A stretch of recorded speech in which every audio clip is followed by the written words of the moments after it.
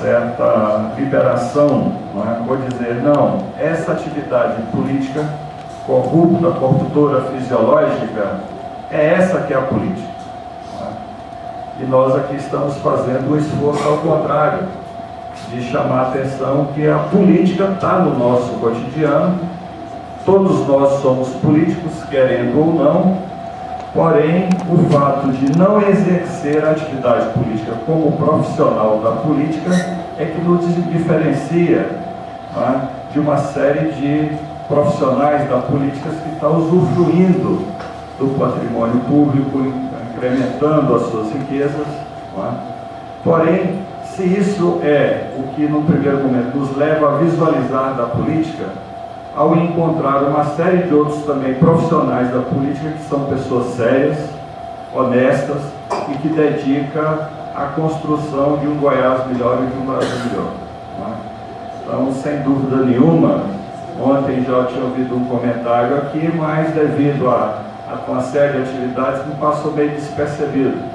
E hoje, ao estampar essa manchete e vendo um pouco o comportamento de alguns de vocês, é de indignação. Não é? Mas para vencer essa fase, né, da indignação, que eu acho que é fundamental, é muito importante, é necessário conhecer. Conhecer para transformar. E é o nosso objetivo aqui. Então hoje, dando sequência aqui ao seminário, nós vamos abordar a metamorfose na mobilização contra o regime ditatorial e a trajetória de Iris Rezende, dentro daquela ideia dos blocos de poder. Não é? Iris Rezende manifesta-se como expoente de um bloco no poder, que marca uma tradição, marca um aspecto da tradição da política goiana. Não é? Então é importante tentar entender o que foi essa trajetória, porque, sem dúvida nenhuma, ele ainda exerce uma influência muito grande na política de nosso Estado. Então, tentar entender o que foi essa trajetória, o que foi esse bloco no poder, como é que ele se metamorfoseou, não é? Do primeiro momento para o segundo e para o terceiro e atualmente, não é? O que são os elementos que levam a essas metamorfoses. Então esse é o nosso objetivo aqui. O trabalho a pesquisa que eu fiz a respeito do Iris Rezende iniciou em 2006, em função de um projeto de mestrado. Eu encontrei o Iris Rezende no final de 2009, conversei com ele e percebi que ele estava narrando espontaneamente as memórias dele. E eu senti que era o desejo dele naquele momento de registrar isso. E achei que eu tinha uma oportunidade, achei que era um momento relevante para que alguém se dispusesse a ouvir. E aí eu entrei na universidade, no curso de História, no mestrado de História, e fiz esse trabalho que se baseou em três tripés, né? Eu tinha as memórias dele, ele se dispôs a falar comigo.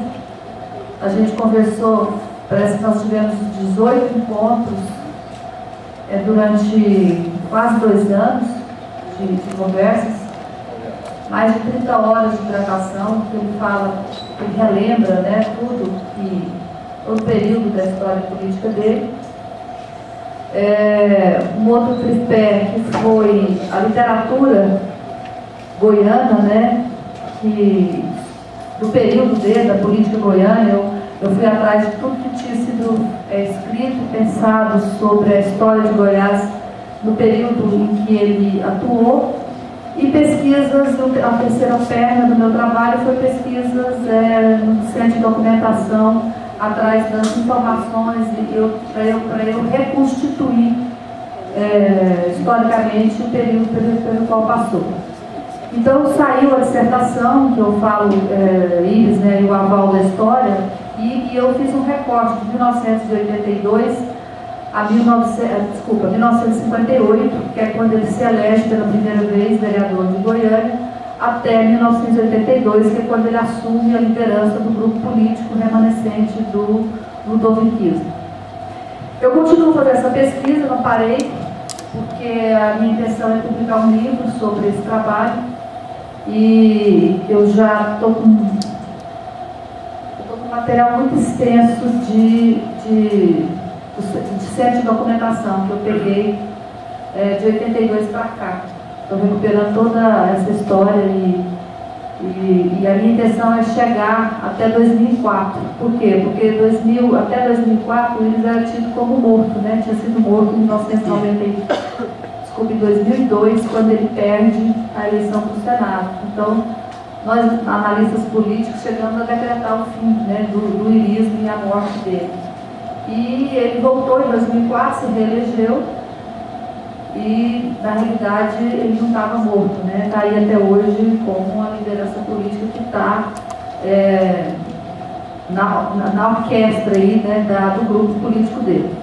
Mas eu pretendo parar em 2004, porque ele está vivo e não dá para ficar acompanhando, né? Então, vou fazer um recorte que até 2004, que é quando então ele renasce aí das cinzas, né, e volta a liderar o grupo político dele. Bom, o meu trabalho, eu tentei mostrar o seguinte: naquele período, 58, quando o Íris entra na política brasileira, as forças tradicionais que estavam liderando a política brasileira, elas eram as forças que vinham das lideranças rurais, né?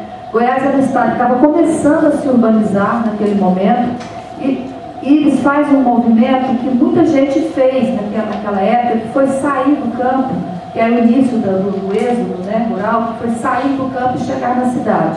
Ele chegou em Goiânia em 1946, o pai dele era um fazendeiro, produzia tijolo, produzia leite, lá em uma fazenda em Cristianópolis. Eles decidem, eles eram de uma família evangélica, dos protestantes, né? E para a família o estudo era muito importante. Então o pastor orienta a família a vir para Goiânia, porque os filhos precisavam estudar. O pai vende a fazenda lá em Cristianópolis, muda-se para Goiânia, compra uma fazenda aqui perto de Goiânia, na Iguapó, e compra um laticínio, porque como ele trabalhava com leite, compra também um laticínio em Goiânia. Então começa aí a vida deles na cidade. O Íris vai estudar em 2 colégios, e com uma preocupação muito grande de se instruir, que ele tinha um complexo de inferioridade. Ele achava que ele era da roça e que ele precisava então se capacitar para fazer alguma coisa, para ser reconhecido na cidade. E aí ele vai para 2 colégios, né? Ele está fazendo um curso técnico lá na Escola Comercial de Campinas e resolveu que ele ia fazer medicina, então ele foi para o liceu para também fazer medicina, para se preparar, que o liceu era o colégio que preparava para fazer o vestibular de medicina. E entra no movimento estudantil.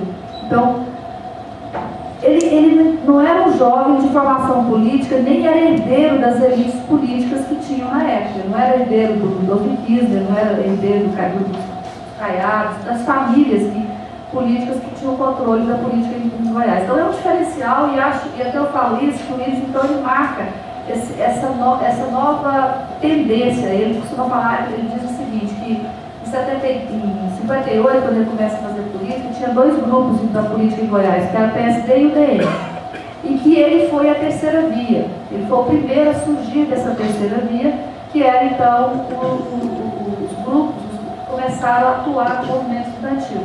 E ele acha que o fato de ele ter militado no movimento estudantil foi um diferencial dele. Então, eu faço esse resumo porque eu acho que é importante. A origem dele não é a mesma das lideranças tradicionais da política goiana. Ele vem para Goiânia numa época em que Goiânia começa a mudar, em que a cidade começa a se organizar, então é esse movimento que está mudando o Estado. E, por fim, ele tem essa experiência política aí no movimento estudantil, que dá a ele um discurso diferenciado, uma posição diferenciada dentro do movimento estudantil. Bom, ele elege-se pelo PTB, porque o PTB na época estava em oposição ao Pedro Ludovico, e ele, como estudante, ele era oposição ao Pedro Ludovico.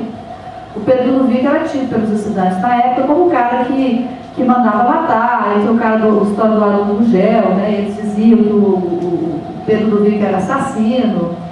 Então eles faziam discurso contra o Pedro Ludovico, eles eram anti-ludoviquistas. Então ele entra em 58 para o partido para o PTB, que tinha temporariamente rompido a aliança com o PSD, elege-se vereador, elege-se vereador com mais votado, assim, é uma característica do Iris.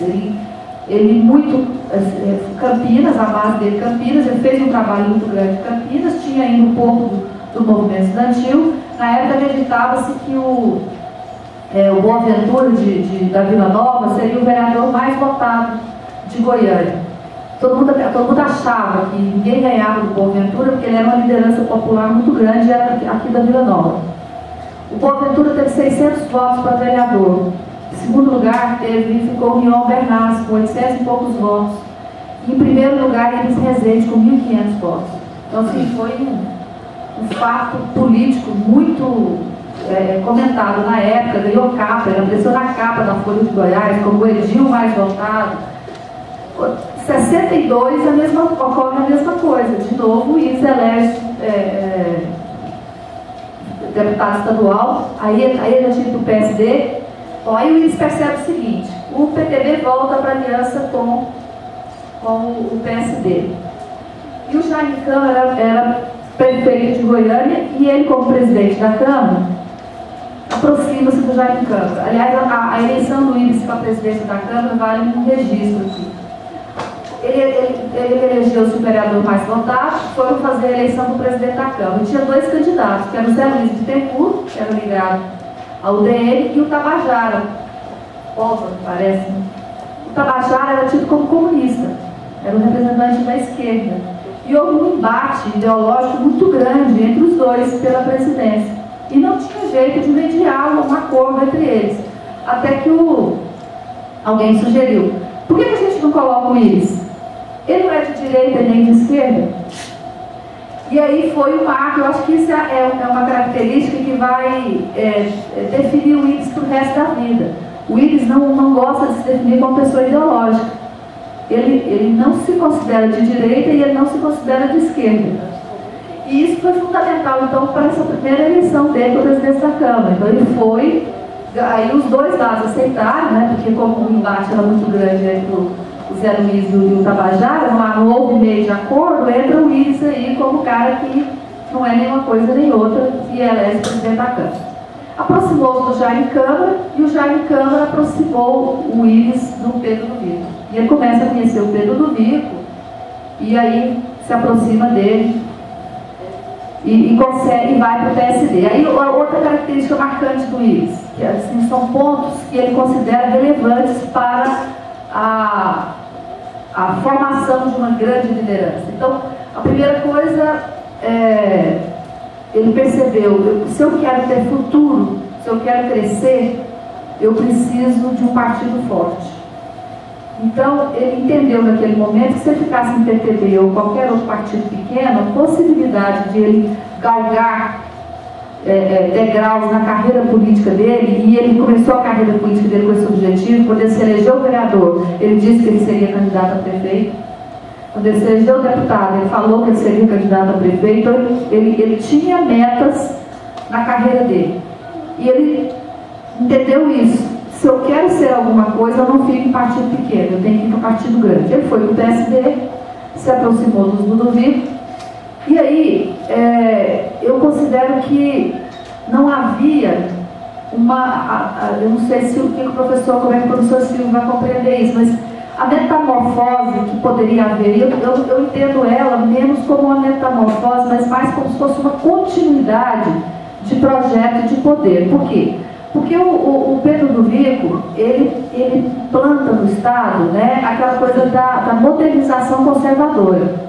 Ele assume o do Vico em cima de um discurso de atraso do caiadismo, que o caiadismo estava emperrando o desenvolvimento econômico do Estado, e propõe um modelo de desenvolvimento econômico que é conservador, construção da nova cidade, e por aí vai. O Iris, então, ele entra no grupo do Ludovico e se inspira no Mauro Borges, porque achava que o Mauro Borges era um grande administrador, e a cabeça do Iris precisava, uma liderança, ela tinha que ter três coisas: carisma, e ele tinha, porque ele estava se elegendo aí muito bem votado, carisma, precisava de ter partido, né? Então daí ele escolhe o PSD, partido forte, ele tinha que ser uma liderança partidária forte, e 3, precisava de ser um bom administrador, para você então ter consistência na liderança da pessoa. Porque se ele tem carisma e não é um bom administrador, ele pode não ter o apoio popular. E para o Willis é muito forte essa coisa na necessidade de ter o apoio popular. E uma estrutura partidária forte, também no modelo centralizador dele, que ele manda nessa estrutura partidária, para que o partido forte viabilize politicamente os projetos dele. Então está aí a estruturação da liderança do Willis. Daí que o PSD, então, para ele foi muito importante, e ele vai para a prefeitura, elege para a prefeitura de Goiânia, no momento em que o MDB na época estava começando a ser desmantelado pela ditadura. A eleição de 66, que é da qual ele participa, o MDB já estava, praticamente não teve, o MDB quase não teve candidatos naquela eleição de 65 no interior do estado. Isso eu pesquisei no jornal, e é muito interessante, porque na época a mídia era censurada, os jornais noticiam assim, como se fosse por acaso, né? Notícias tipo assim: MDB não consegue lançar candidatos no interior, MDB só tem candidatos em X cidades, assim, como se fosse uma coisa do nada. E o Willis entra então nesse momento, porque ele vem construindo a carreira dele, então a carreira dele está no ápice, né? Foi vereador mais votado, presidente da Câmara, deputado mais votado, presidente da Assembleia Legislativa. Como presidente da Assembleia Legislativa, ele teve um papel importante no processo de deposição do Mauro Borges, e aí novamente ele se aproxima do Ludovico. Foi a hora que ele consegue o apoio do Mauro. Ele conta uma história que eu acho muito interessante. Em junho de 64, véspera, portanto, da deposição do Mauro, o Mauro chama ele do Palácio das Esmeraldas e fala: está em Goiânia o general, eu não vou me lembrar o nome, tá na minha dissertação, o general fulano de tal, ele veio aqui, conversou comigo, foi lá no Tribunal de Justiça, conversou com o presidente do Tribunal de Justiça e quer falar com você, porque você é o presidente da Assembleia Legislativa. Eu não sei o que ele quer, vai lá e depois você me conta. Ele foi, o general estava lá no Bandeirantes, ele foi lá, sentou com o general falou: ó, eu vim aqui isso, porque eu preciso que você reúna toda a Assembleia Legislativa para a gente votar o impedimento do Mauro Borges. Naquela época estava, então, o processo de tentar derrubar o Mauro Borges. E ele disse que falou para o general que ele não reuniria.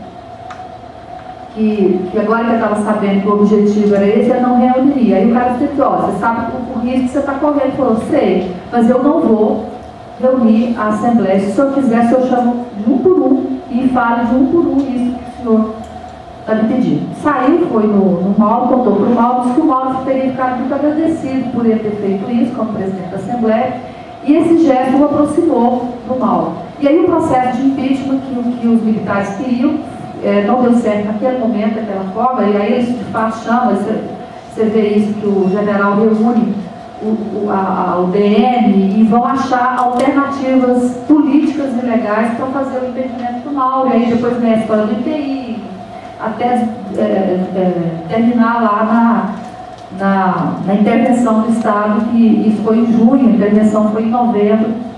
Então, esse processo aí, o Willis foi importante. Depois, quando o Mauro cai, elege Silveira Matos substituto do Mauro, o presidente Castelo Branco chama em Brasília os deputados estaduais para negociar a eleição do substituto do Mauro. E aí vão todos os deputados estaduais, o Willis junto, e o presidente anuncia que o escolhido vai ser o Ribas Júnior. Fala: olha, é o meu professor, ele não é de política, não é da UDN, do PSD, não vai perseguir ninguém em Goiás. Aí fizeram um acordo, eles voltaram, os deputados voltaram, foram no Pedro do Vico, falaram que o Pedro do Vico, o nome era o Beira Matos, o Ribas Júnior, e aí indicaram então o Almir Turisco, que era do PSD, para ser o vice, fizeram um acordo, indicaram, fizeram o vice. Então, o Willis foi participando dessas negociações nesse momento e foi se cacifando dentro do grupo político dele, porque o objetivo dele, ele era só um agente nesse grupo. O objetivo dele, então, era assumir a liderança desse grupo político. E aí ele constrói esse processo até tornar-se, então, o PMDB enfraquecido. Ele trabalhando muito para essa candidatura. Ser o candidato a prefeito pelo PMDB em Goiânia, né, na última eleição que teve, disputou, ganhou, e se prepara, então, para disputar a eleição para 1970. E aí você percebe claramente na eleição, na prefeitura de Goiânia, de novo, essas características que eu falei ali atrás. O carisma, né, que aí ele faz os mutirões, e os mutirões nasceram assim, ele acha graça de contar isso, que ele assumiu a prefeitura não tinha dinheiro. Imagina, Goiânia naquela época não tinha dinheiro. A prefeitura tinha acabado de ser emancipada, porque até o governo do Hélio de Brito, anterior ao Íris, o Estado é quem mandava na prefeitura de Goiânia. O prefeito mandava, segundo o Íris, era do Lago das Rosas para lá.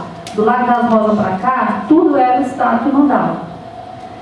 O Hélio de Brito pediu a emancipação, o Mauro Borges deu, só que o Mauro Borges era adversário do Hélio de Brito, ele deu a emancipação, mas não deu os recursos.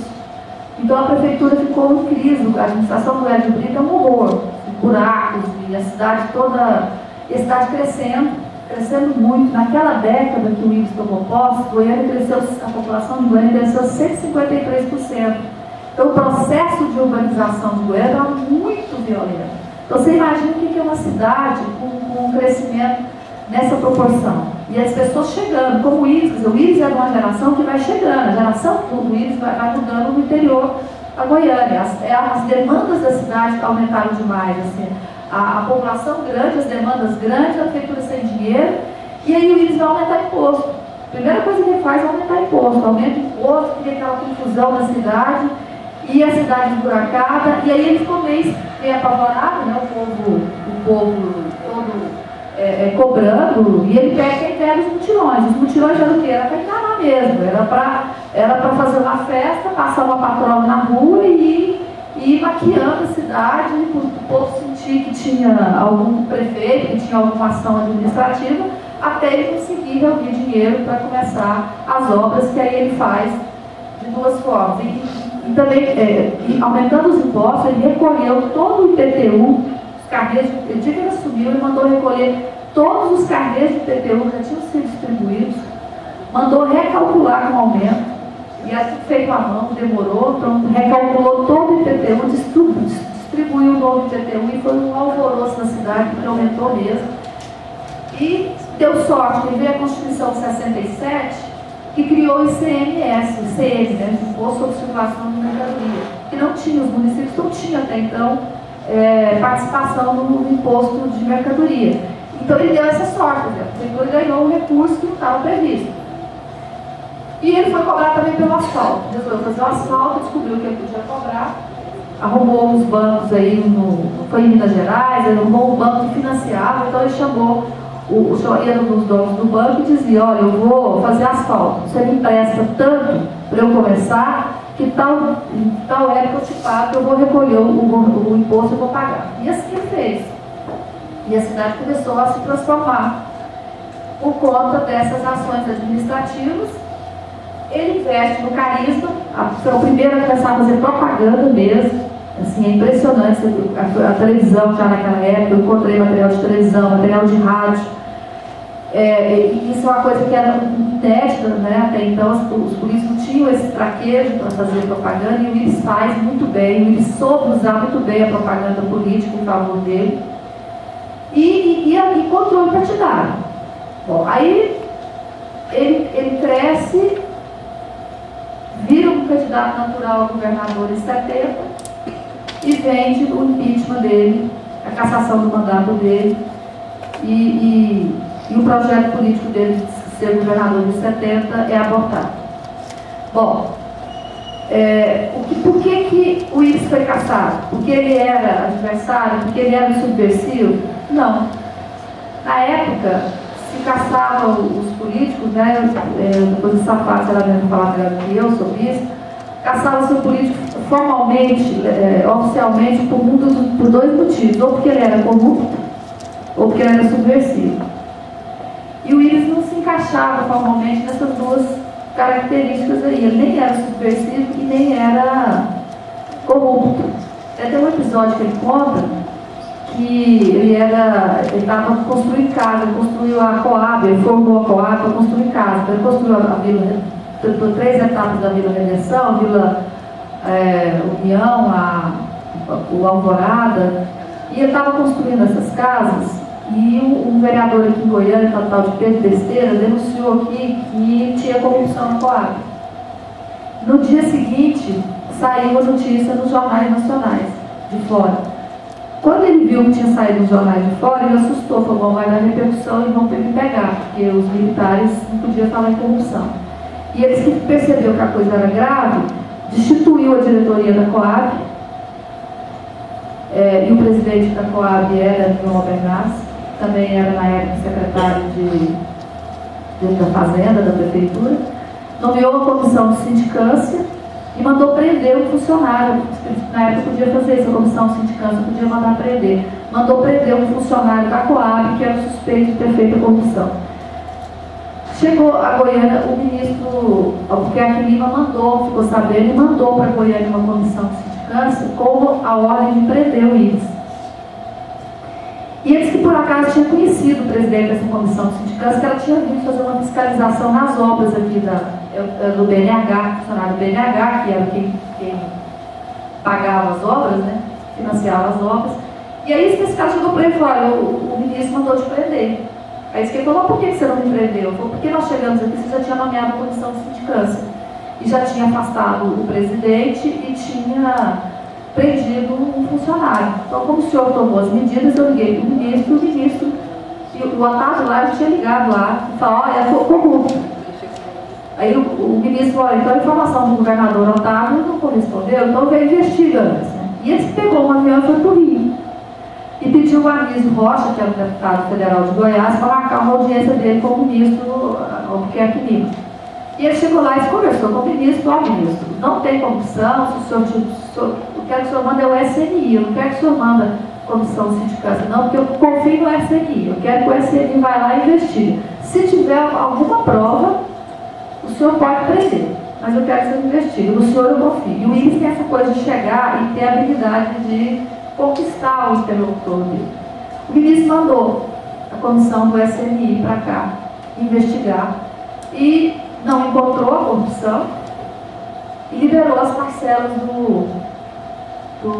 seguintes do investimento lá na Vila Redenção. E isso o aproximou do Albuquerque Lima. Ele ficou amigo do Albuquerque Lima. Aí todas as vezes que ele ia ao Rio de Janeiro, ele visitava o Albuquerque Lima.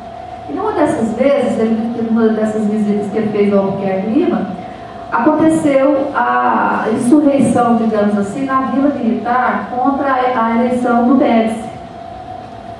Quando o Costa e Silva adoece, fica lá a comissão dos interinos, né, os 3 militares lá, vão fazer a eleição do Médici, era para ser ele sozinho, eles se insurgem, e aí lançam o Albuquerque Lima para ser o candidato desses insurgentes. Por coincidência, no dia que o Íris está lá. Bom, quando o Íris foi cassado, ele então tinha essa proximidade muito forte com os militares. Então ele não se encaixava na categoria de corrupto e também não na de subversivo. Por quê? Porque ele tinha essa relação com os militares. Quando ele era prefeito, quando ele começou a fazer o mutirão, a UDN começou a acusar ele de subversivo e comunista, porque o mutirão era coisa de comunista. E como podia pegar esse discurso, ele foi lá no 10º BC visitar o general, sentou com o general e falou: general, o senhor sabe o que é um mutirão? Coronel, o que é coronel? Não, o senhor tem um mutirão é isso. E eu queria que o senhor mandasse um soldado para lá para ajudar a gente no mutirão, eu queria que o senhor fosse com a gente. E eles vão. O 10º BC manda soldado e ele já vai lá, já almoça com ele, pega os pratinhos lá descartados de papel, com as garfinhas e almoça com ele. Então, o que ele fazia? Ele fazia essa proximidade para neutralizar as ações dos militares contra ele. Então, ele estava bem aqui no SBC, ele tinha esse contato com o Ministério do Exército, então ele não era um subversivo tradicional, não tinha por que caçar o Íris.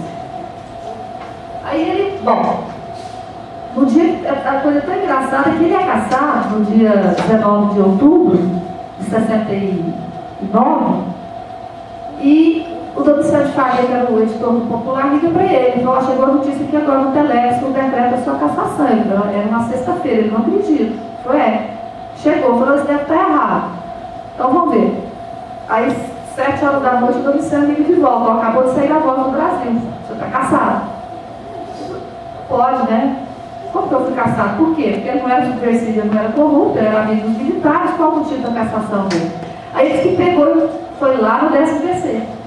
Chegou lá e falou com o coronel: olha, eu vim aqui para dizer o seguinte, eu não quero que vocês judiam de mim, não. Não me entrega na mão dos meus adversários aqui da UDN. Não, o senhor pode ficar tranquilo. O senhor pode pegar seu carro e ir para casa. A sua casa está cercada de populares. O senhor vai para casa e fica quieto. Ele foi, chegou na casa dele cercada.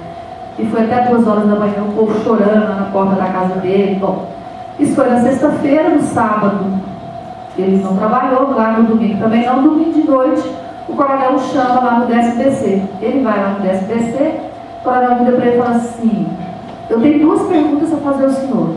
Gostaria que o senhor me respondesse com sinceridade. Primeiro, o senhor se recusou a nomear um irmão de um general para um cargo da prefeitura? Ele falou: olha, quando eu tomei posse, procurou um general querendo que eu nomeasse o irmão dele, mas eu falei que eu não tinha cargo na prefeitura. Não nomeei mesmo, porque eu não tinha como nomear. E pergunta 2, o senhor participou da insurgência dos militares para a eleição do Albuquerque Lima, do presidente da República, contra o Médici? Aí ele lembrou da história toda que eu acabei de contar aqui e virou e falou: não, eu estava lá no dia, aconteceu isso. Aí então tá. Aí na hora seguinte, nós aqui estava o capitão Fleury, o coronel Fleury e o comandante da polícia militar, do batalhão de caçadores aqui, o general. Foi o seguinte: nós 3 fomos a Brasília ontem, conversando com o general Dioscuro, que é o chefe, na época, do comandante da 11ª Região de Brasília, e dissemos para eles que não estava certa a cassação do senhor. O senhor não podia ser cassado, o senhor não é um subversivo, o senhor não é um polícia, o senhor está fazendo um trabalho muito bom aqui, o senhor está trabalhando só, o senhor não está fazendo política, e pedimos a ele para reconsiderar a sua cassação. E ele concordou, desde que, dependendo das respostas, que o senhor desse a essas perguntas. Se as respostas fossem convincentes, o senhor poderia voltar a trabalhar. Então o senhor está liberado, o senhor pode voltar a trabalhar, o senhor não está mais cassado. Aí o que eu vou falar? Então você vai dizer que é por ordens militares. E assim foi feito. Segunda-feira ele voltou para a prefeitura, trabalhou o dia inteiro. O assunto vazou, óbvio, né? Como é que o prefeito cassado? A imprensa nacional chegou aqui e deu a matéria na terça-feira. Na terça-feira ele trabalhou o dia inteiro. Quando foi na terça-noite, o general chamou ele lá, falou: do jeito que vazou, ficou sendo como uma rebeldia do 10º. O 10º se rebelou contra a 11ª Região de Brasília. Então, infelizmente, não vai dar para o senhor continuar, o senhor vai ter que sair. Não vai ter jeito, não, o senhor vai ter que sair. E os jornais do dia, até noticiaram isso, curioso, porque tinha censura, mas eles põem assim, que o Willis continuou despachando nas ordens, porque ele não tinha coisas para tirar de lá. Mas então ele trabalhou 2 dias, ainda caçado, né? Bom, essa história mostra que a relação que ele tinha com os militares não era uma relação, não era problemática. Então, por que o Willis foi caçado? O Willis foi caçado por causa da briga política. É por isso que ele foi caçado, por causa da UDN, do radicalismo político que se fez. Quer dizer, a UDN, ela aproveitou a ditadura para fazer acertos de conta, para assumir o poder. E foi o que aconteceu no caso do Willis. Então ele perdeu e só volta a 82, e eu acho que o Sapato vai falar mais sobre isso, só volta em 82 para concluir o trabalho então, que ele tinha começado em setembro, que é o de liderar o grupo político do Mauro Borges, do Pedro Vivo. E aí, gente, com o mesmo discurso, é por isso que eu falo, assim, eu acho que daí não é metamorfose, talvez seria continuidade do mesmo projeto de modernização conservadora do Pedro Vivo. Quando ele ganha a eleição em 82 e assume o governo do Estado, ele vai fazer o quê? Ele vai fazer investimento em infraestrutura e ele vai abrir facilitar a industrialização do Estado via fomentar, que é esse projeto, que é a continuidade desse projeto que o Pedro Zumbi começou em Goiás, de promover o desenvolvimento econômico por essas estratégias de ação. Então, aí ele ganha a eleição, o 79 morre o Pedro Zumbi, ele ganha a eleição e aí então assume a liderança desse grupo político e que depois lá na frente tem a disputa com o Luiz, com o Marconi Felipe, que também, em termos de projeto político para o Estado, é o mesmo. Quer dizer, o projeto político do Marconi é o mesmo projeto de modernização conservadora do Ives e do Pedro Zumbi. Então, em termos de visão política administrativa, eu considero que eles são continuidades, assim, eles estão todos tocando essa mesma visão política administrativa do Estado de Goiás. Acho que é isso que eu já quero falar um pouco mais do que eu queria, né? Então, vou passar para os meus colegas.